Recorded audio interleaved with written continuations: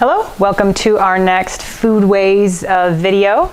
Today I'm going to attempt a recipe from our very own research library.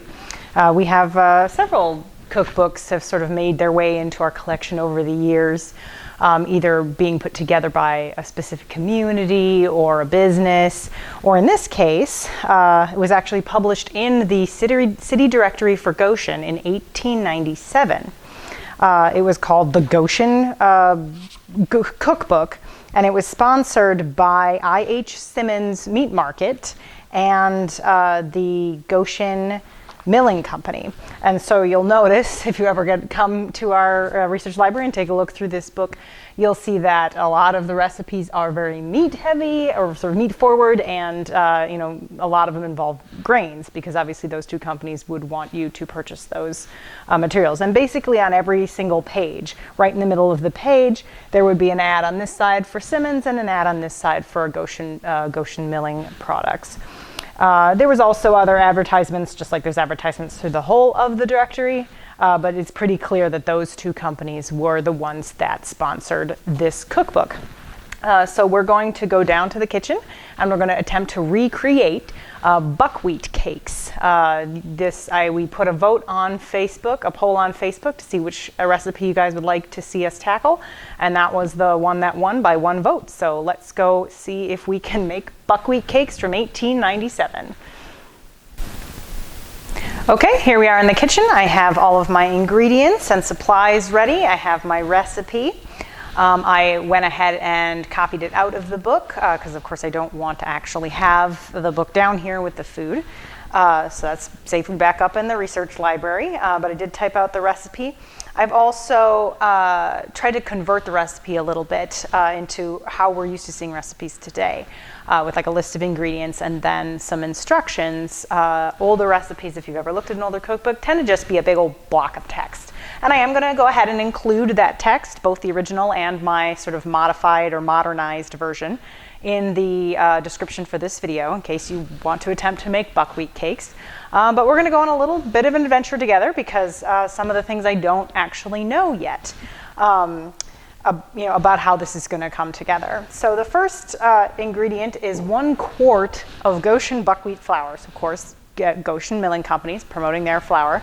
The Goshen Milling Company no longer exists, but we do have the Bonneville Mill at Bonneville Park, and they still do, it's a grist mill, still do stone grinding. And so it's going to be as similar to ingredients you would have been able to get in 1897 as possible. So that's pretty exciting that we're able to use that. We've got the buckwheat flour, and then we've also got yellow grits. So grits is what we call them today. Back then it was called Indian meal. So I did have to do some research to figure out what that was, and most sources seem to agree that that would be what we would call corn grits today. So that's what we've got. Fortunately, Bonneville Mill mills both of those, so we are able to use those. So like I said, we're going to start with a quote-unquote quart of buckwheat flour. Now I went ahead and it's a very easy thing to look online and see what that would come out to by weight, or in a more sort of normal measurement amount. We don't usually deal with quart amounts when we're talking about flour these days. When I cook, I tend to like to do things by weight. So that's why I looked it up by weight. It's going to be 480 grams of flour, which is pretty close to about a pound anyway.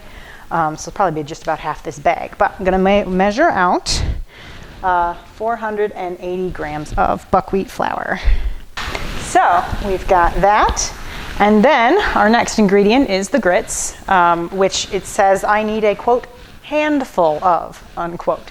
So I'm going to tear my scale, and I'm literally going to just fill up my hand and dump that in there, and then I'm going to get the weight of what that is, and I'll include it in the recipe as I type it up for you guys if you want to make this yourself. And of course, keep in mind, my hand may be bigger than some, smaller than others, and so it might be sort of to taste. They do also suggest in this recipe that you could substitute some of the grits for oats instead, as sort of a way to change up your recipe. But we'll go ahead and Get a nice sort of big handful there.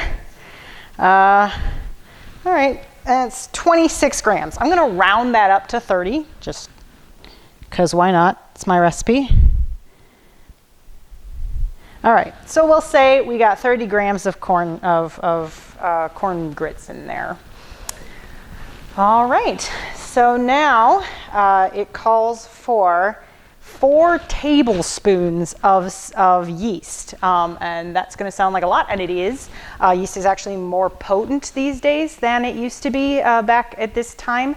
So, and in fact, when they first came out with packets of yeast, a packet would contain a tablespoonful, and now it contains about like 2.5 teaspoons. So I did make that conversion, and it comes out to about 28 grams of yeast, which is still really high for most bread recipes. So this is going to be super yeasty, I assume, but that's what it calls for, so that's what we're going to do. So 28 grams of dry active yeast. Tearing my scale.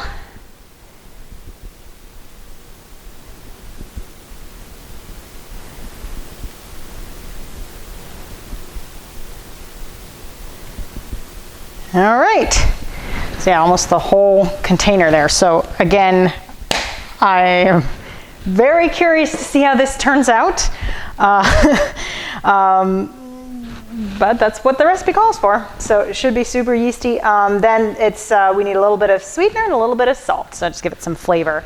So it calls for 2 tablespoons of molasses. It specifically says not syrup. You need molasses. So we got some molasses here. Again, I'm going to weigh that out by weight because I don't like dealing with the, spooning it out in a big gloopy mess. And so that's about 40 grams of molasses. But if you have a tablespoon spoon, you can just spoon that out. All right, and there we go. All right, and then finally 1 teaspoon of salt. So we'll go ahead and, well, not finally, we'll be adding water in a second, but that'll be the end of the dry ingredients. So that's a decent amount of salt, so this should be fairly tasty. So now this is again where we're gonna have to see what we see, because it says enough, so warm water enough to make a thin batter. So I'm gonna take it, I'm gonna leave it on the scale because again, I'm gonna measure that out right now in real time, and I'll put the results in the description in the video of how much water I think that might be. So I have a picture here of warm water. And I'm going to change over to ounces for this one. Okay, so I'm just going to start pouring water in and kind of giving it a good stir. It says, this is beat very well. So I'm going to start with, start with 10 ounces.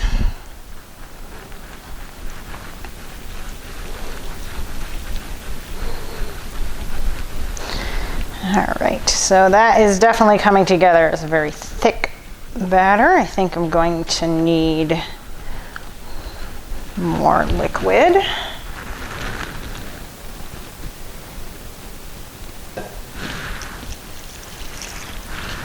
All right, so now we're looking at,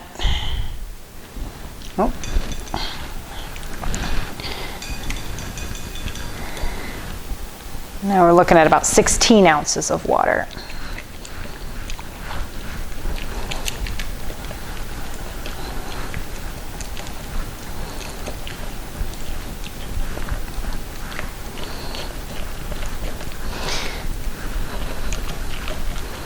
So anybody who's made bread before will probably not be surprised to hear that it asks for warm water. Usually you need the warm yeast. Yeast needs some kind of sugar, which it might find in the flour. In this case, it's definitely going to find in the molasses. And it usually needs a nice warm, wet environment to grow in. So we're going to wind up with a real, I imagine this thing is going to grow quite a bit. The recipe actually calls for it to be left in a warm place overnight. We are going to put it in the fridge because I strongly believe that if refrigeration was possible in the 1890s, they would have taken advantage of it to avoid foodborne illnesses.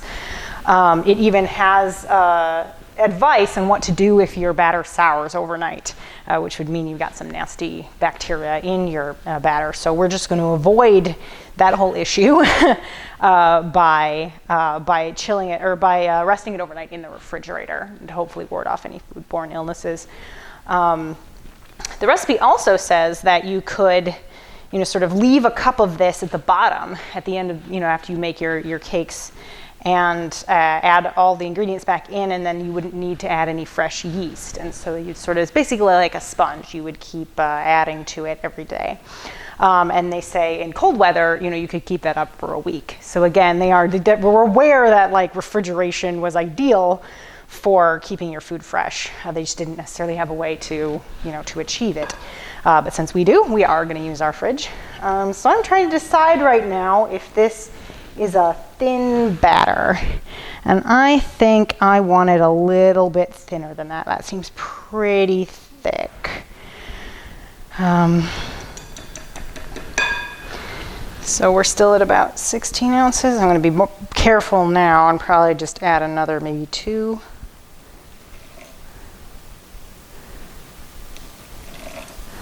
All right, so now we're at 18 ounces of water.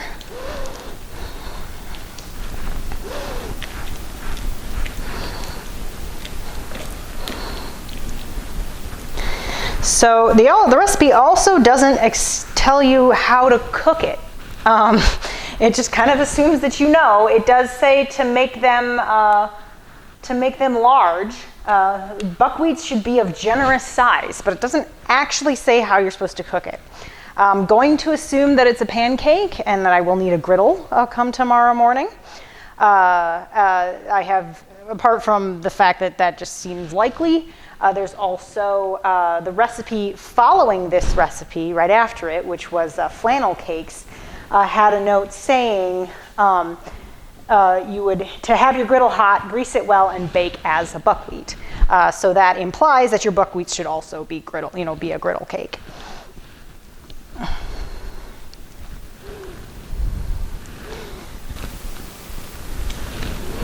Okay, I think we're very close to what we want. I'm going to go ahead and throw in 2 more ounces, and that'll bring us to an even 24 ounces, just because that seems like a good number.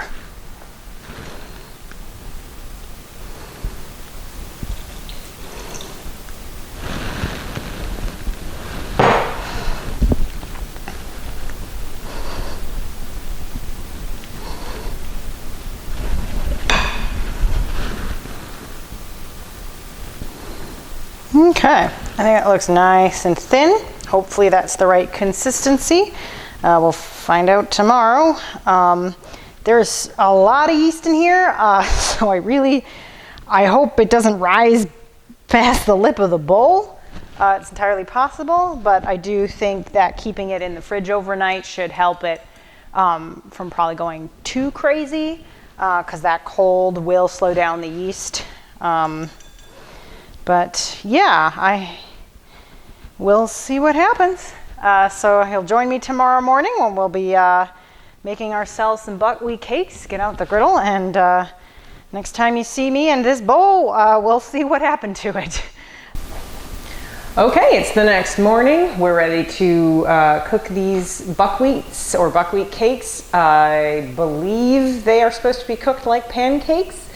As I said yesterday, there's a hint in the recipe below them for flannel cakes that says that the flannel cakes should be cooked like buckwheats, which is hot on a well-greased, skillet. So we've got the skillet, it's getting hot. I've got butter to grease it with. And now we're gonna pull out the batter.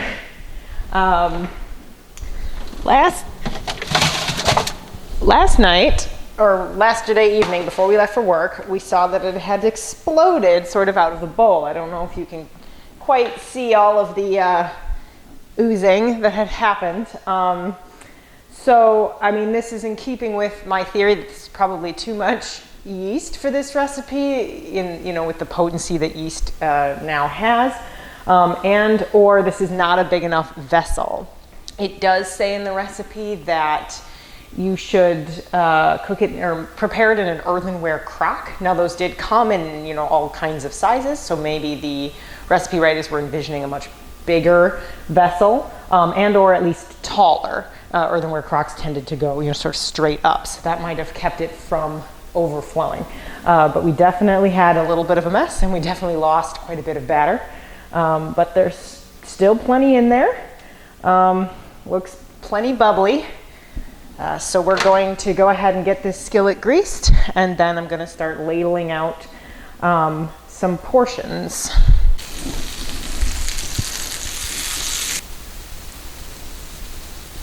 So I'm going to cook these the way, even though there's yeast in there, which is going to cause bubbles anyway, I'm still going to cook these the way I would cook other pancakes, which is to kind of watch for bubbles in the batter to start coming through and for the edges to get dry, to know when to flip it. Like I said, it'll be a bit tricky because there's already lots of bubbles in here because of the yeast, but it should make for a very fluffy pancake. Oh, looks like I can fit about 3 on the pan at one time here.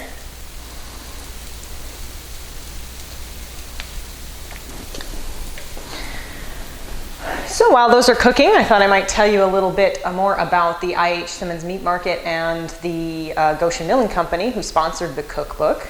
We know a little bit about the meat market. In 1897, they had 2 locations, one on Lincoln Avenue and one on Washington in Goshen. The Lincoln Avenue location actually was in the same building as the Irwin Opera House. So the Irwin Opera House actually shared its real estate with a grocer, a meat market, and some other things as well. So there's a lot kind of going on in that building. And that meat market stayed in that building, although not necessarily owned by Simmons, right up until the building actually burned down in 1917. And the newspaper article made the front page. The owners were actually down in Miami at the time and, sort of couldn't be reached for comment, but they were informed. But the article kind of goes on to say that it had been a known sort of fire trap for a while. So nobody was really surprised that it burned down. That was kind of common around that time as cities got denser. They were, it was prone to happening.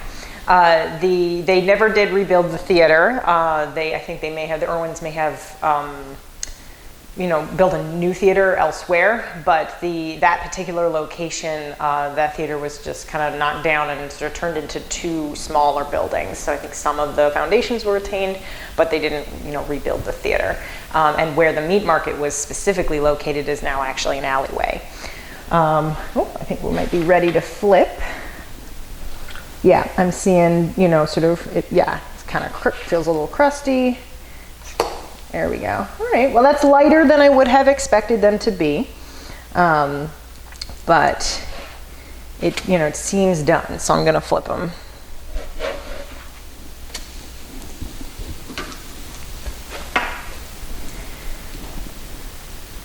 And while we're waiting to cook on the other side, I can tell you a little bit about the Goshen Milling Company. So that was a big business in Goshen, owned by the Hawks family, who did a lot of big business in that area. Almost every member of the Hawks family was involved in, commerce. So if you wanted to buy furniture, if you needed groceries, if you needed, your flour ground, if you wanted to go to the post office, you're probably going to run into a Hawks. The most famous Hawks actually was probably Howard Hawks. He was a director film director in the sort of what's called the golden age of Hollywood, the sort of 40s era. He directed the Big Sleep, Bringing Up Baby, Rio Bravo, Gentlemen Prefer Blondes. So definitely, a lot of the big name movies from around that time, working with a lot of the really famous actors and actresses. But back to the milling company. Actually, I think we might need to. Just a little longer. Back to the milling company. One of the products that was heavily advertised in this cookbook and in general was a patented flour product they had that they called gerbel. And I believe it's just sort of a really fine white flour from the time. But the claims that they make in the advertisements in the cookbook are pretty funny. They sort of frequently or repeatedly claim that if you used your bell in your household, your marriage will stay intact. Literally, like, divorce is not known in homes that used your bell. They were basically claiming that the right kind of flour will save your marriage. So I thought that was a particularly bold claim that they made.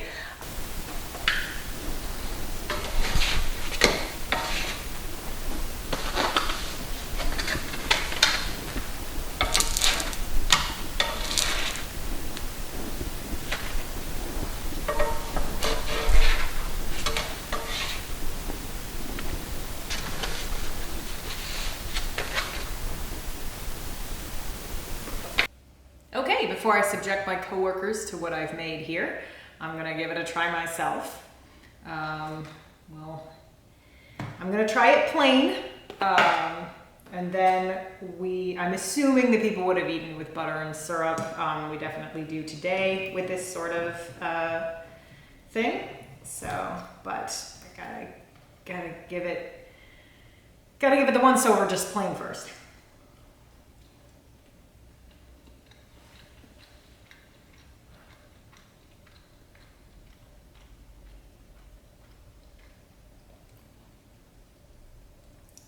Okay, so yes, it's definitely, I'd probably like describe it as bitter, like in the way that beer is, probably because the yeast is so very high. And the buckwheat gives it a very sort of chewy texture. I'm wondering though if that much yeast is necessary in order to get the buckwheat to rise, because it's a fairly low gluten flour, since it's not actually made from wheat, despite the fact that we call it buckwheat. It's not completely inedible, but I wouldn't say it's like deliciously tasty. But then, most of the time you don't eat pancakes plain anyway. You put something on. So I'm going to put a little bit of butter and syrup on the pancake.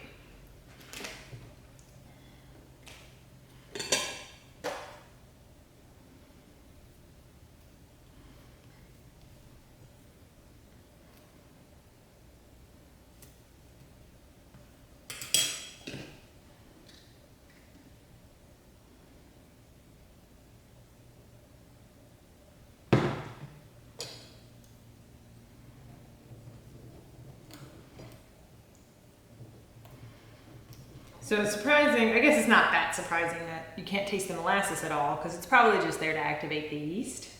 But yeah, the pancake was not sweet at all by itself. So now with the syrup, let's see if it being sweet makes a difference.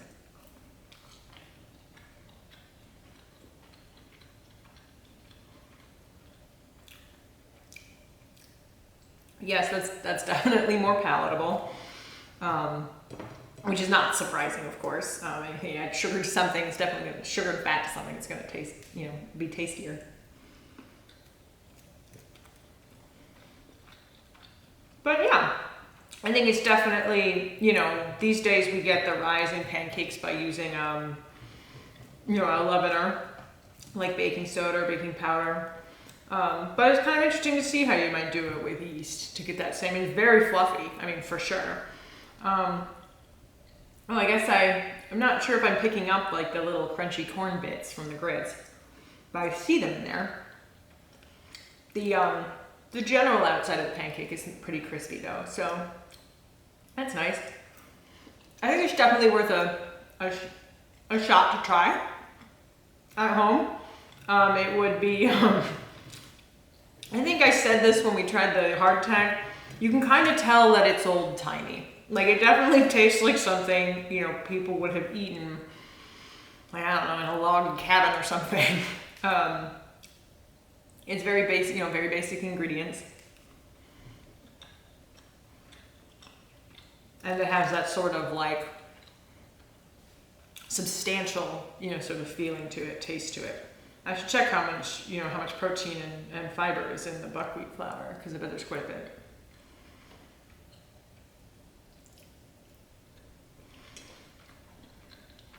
Well, all in all, I would definitely say it's tastier than the hardtack, and easier to chew. Yeah, worth a try, but of course if you are going to make it home, you're going to need a really big container to ride overnight. But you know, take my word for it. Let's try it out on some of my colleagues. Okay, our first taste tester is Patrick McGuire, our curator of education and fan favorite. I know you guys were hoping he would host this video, but he gets to try the food. So you'll see there on your left, that's kind of what size I think they're supposed to be. Okay. But on your right, I've made some smaller ones, so in case they're terrible, you don't have to eat a giant pancake. I would like you to just try it plain first. Alright. And then I'm assuming that people would have eaten it with butter and syrup like we do most pancakes, so you can give that a shot. So go for it. All right, second breakfast today. So that makes me happy. Okay. So I'll just tear a piece off.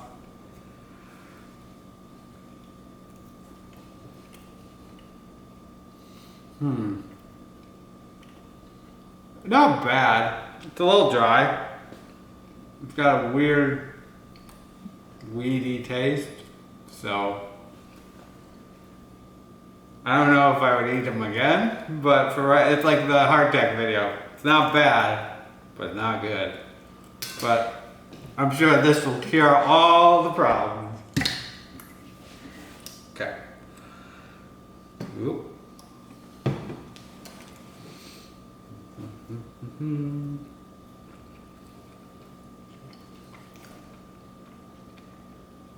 Yep.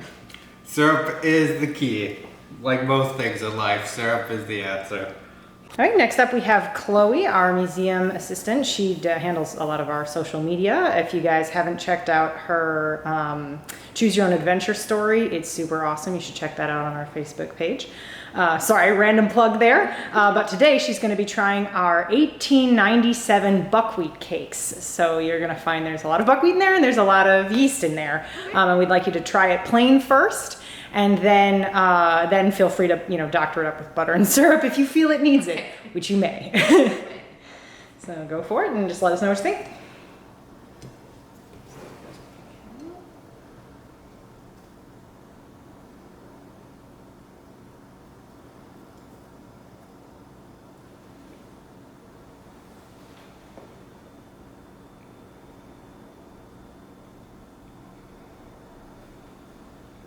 Tastes quite a bit like bread, yeah. With the texture, you can definitely tell there's yeast in there. Try the butter in that.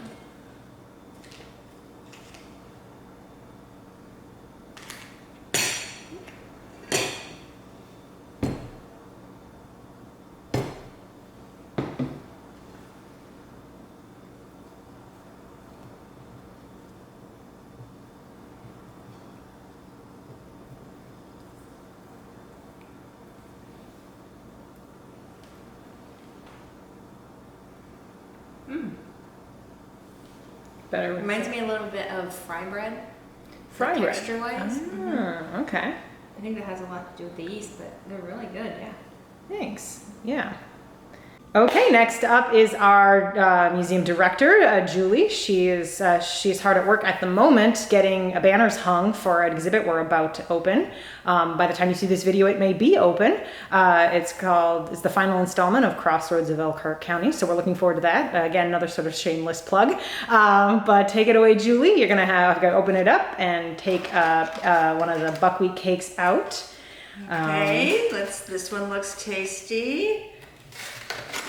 And then, yep, we'll have you try it plain first, and then if you feel it needs it, which you may, you can put some butter and syrup on and see if that makes a difference. Well, the color is nice and it's kind of lofty. Sometimes pancakes, when I make pancakes at home, they look thin and flat. I don't know what I do wrong. Well, there's a whole lot of yeast in here, so that's always an option.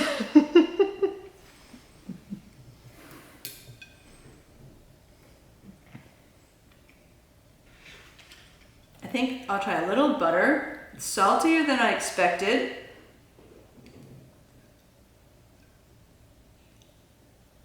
Yeah, it's a lot of butter. And a little syrup.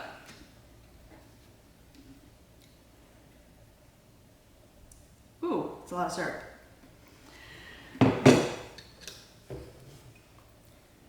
Okay, let's try another bite. What's the year of this recipe? 1897 was when this was published in the Goshen City Directory as a separate section called the Goshen Cook Book.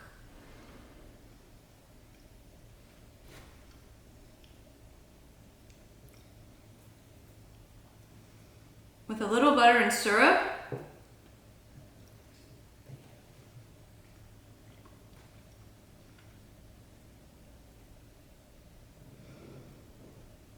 I think this would seem like a very hearty breakfast and a little variety from eggs and things like that. It's tasty.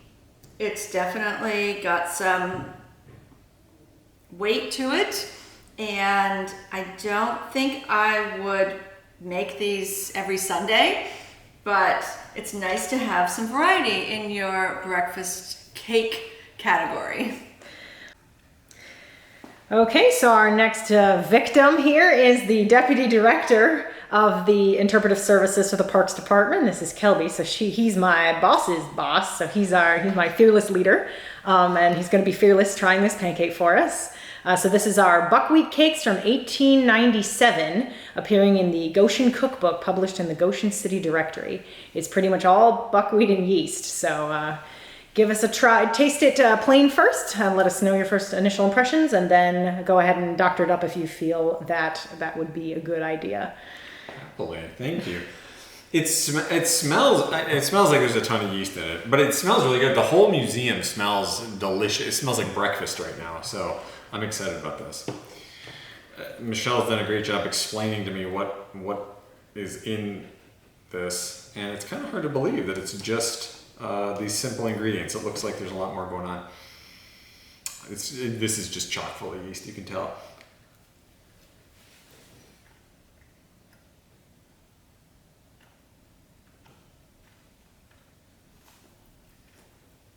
It doesn't taste how I expected it to taste. I expected it to be a lot more like a normal pancake, because that's kind of what it looks like. It doesn't taste like a normal pancake at all. Okay, all right, I'm gonna try it. It's kind of sour, and it's the texture is fine. You can tell that the grits give it help it with that giving it some sort of texture. There's the little gritty bits in there. I don't think there's anything that butter and maple syrup can't improve though, so let's give it a shot. A lot of pancakes just really are a vehicle for butter and syrup, which are two of life's greatest pleasures, so I get it. Let's see if this... It even smells different to me now that I've tasted it.